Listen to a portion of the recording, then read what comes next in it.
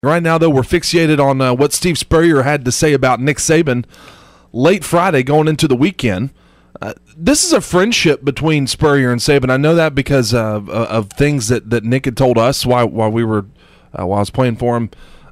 He mentioned several times how he admired him and how he modeled a lot of I think his aggression, that will to win, that will to want to outwork from Steve Spurrier. I know that they're conversational with each other. I don't think that there's a rivalry here. And they're both golfers, right? Yeah. It doesn't. There's no underlying meaning. You know what I'm saying? There's no like poke and prod. It's not like Gus Malzahn and Brett Bielema, or It's not like Urban Meyer and Nick Saban. There's no back and forth, competition. But Steve Spurrier made some comments in a recent interview with The State. Of course, that's over there in newspaper over there in South Carolina. And Coach Saban was brought up in conversation, and he mentioned that he had told Nick at one point. He said, "Hey, quote, Nick, you don't have to stay there until midnight, and your team would be just as good and have just as many wins." So he's kind of making fun of, you don't have to be working as hard. You don't have to be there all the time. And you can kind of hear Steve, with the tongue-in-cheek, elbow. Yeah, and that's kind of, at that point, you hear that part of it, you're like, I could tend to possibly agree. Maybe one loss here or there maybe be a difference, but you don't have to. So at that point, it doesn't seem like that big a deal what he's saying. And Andrew Gribble's got this article, and I'm going to tweet it out here in just a second from on AL.com.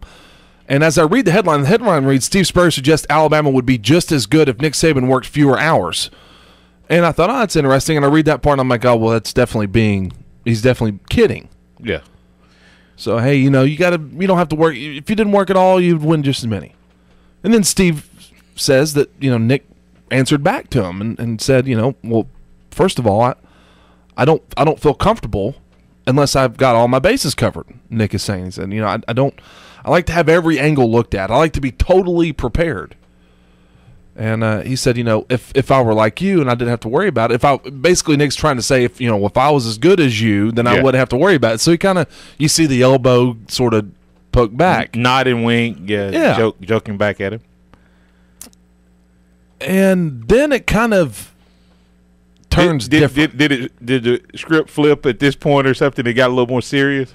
Well, yeah, because then Steve says, well, I don't have to stay up till midnight because I feel like when I'm there, I'm comfortable that we're ready to play. I feel like we have a good game plan, and I know what I'm going to call.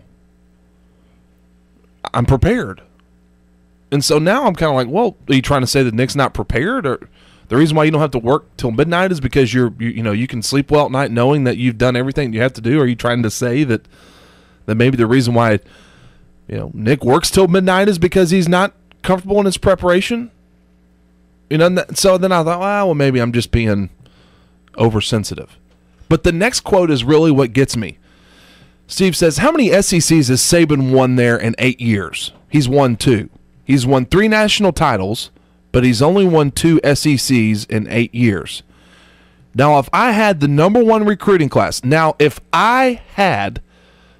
says, now if you had the number 1 recruiting class, which I read as if I.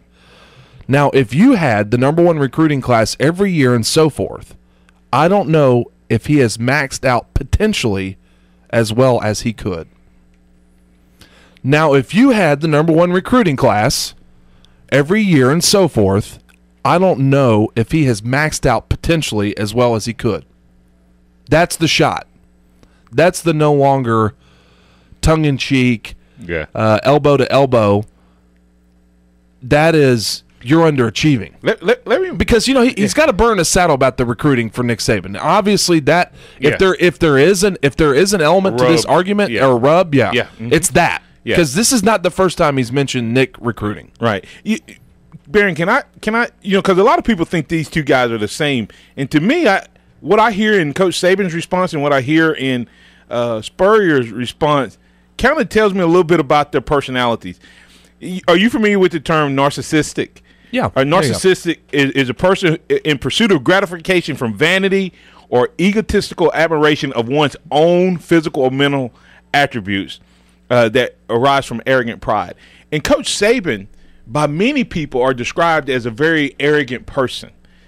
But I don't know that Saban is as much an arrogant person as he is a perfectionist who is afraid of failing and the fear of coming up short. You know what I mean? I think he has such a high level of where he wants to achieve, and he's terrified if he doesn't get there. Spurrier, on the other hand, I think he's very narcissistic. I think he's very arrogant. I think he's full of himself. He's carried himself in that way, and he's carried himself that way even in public. And so even though that it will result in a very similar looking approach, I'm not so sure that Coach Saban isn't afraid of failure at a greater degree than Spurrier, because when he says, you feel like you have it all covered, I can't leave till I feel like I have it all covered. And I do believe that that's why he puts in those long hours, because it takes him, for him to feel comfortable with that perfectionist attitude. Spurrier, on the other hand, feels like I'm better than anybody. I mean, I really think he thinks that way, and it doesn't take me as long. And now, when he was at Florida, he was very much that way. If you were to take Spurrier from that Florida time, Baron, project him into today's media, it would be unbelievable how arrogant he would come across. So when you look at this statement, he's definitely digging at him, because he recognizes. What do you think he recognizes, Baron? He has what? A few years left. And he has to get himself, his team, his program out there. And if you're narcissistic, why would you bother going after Mississippi State or Ole Miss or Tennessee? If you think you're the greatest and you think you're the best and you're full of yourself, who are you going to go after? The big dog. You're going to go after the big dog. You're going to go right after Coach Saban. And so I think this is as much about Spurrier and his narcissistic attitude as it is anything. Is he right? Has he underachieved? 342-9904 is the number if you want to get in on that. 342-9904. And I want to get your thoughts on, has Nick Saban underachieved when you look at – because this is a relative scale. This is a relative scale now. You know, underachieving at Mississippi State and underachieving in Alabama are different than underachieving in Alabama with what he's accomplished in recruiting. I do think that Steve Spurrier has a legit claim there.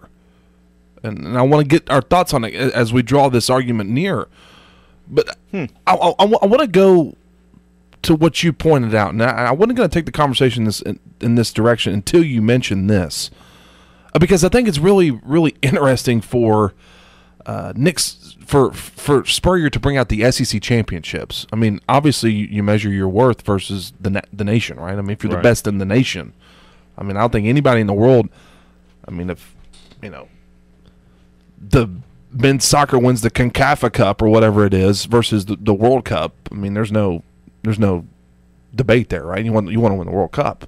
Yeah, you can no win debate. You could win 10 CONCACAF Cups, but if you don't win the World Cup, it doesn't mean anything. Very true. Did Steve Spurrier say that because Steve's won 6 SEC championships? Is that what he's trying to say? I won 6. You've only won 2. Yeah. Is that his measuring tool? I mean, is he so narcissistic that he's looking at it and he goes, well, you might have won more national titles, but you haven't won as many SEC titles as I have. I've won – who has more SEC titles than Nick Spurrier? And that's, once again, away – my point is – probably Bear Bryant, Robert Nealon. Not many, if any.